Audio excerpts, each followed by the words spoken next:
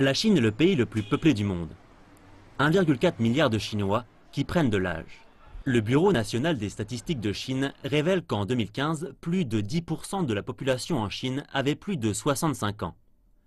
Cela signifie que la société chinoise est déjà devenue une société vieillissante selon le critère de l'UNESCO qui fixe le seuil à 7% de la population.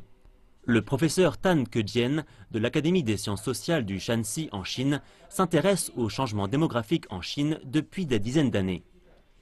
Il pense que la nouvelle politique des 2 enfants ne sera pas suffisante pour inverser la tendance. La politique des 2 enfants contribue peu à l'atténuation du vieillissement rapide de la population.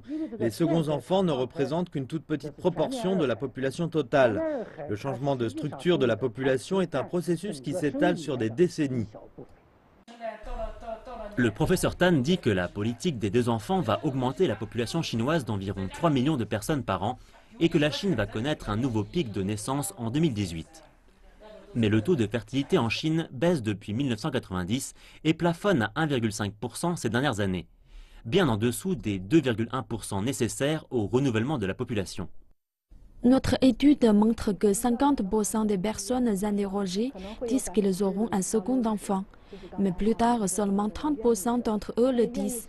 Les familles qui ne veulent pas de second enfant expliquent souvent que c'est à cause de considérations économiques et par crainte de ne pas pouvoir s'en occuper.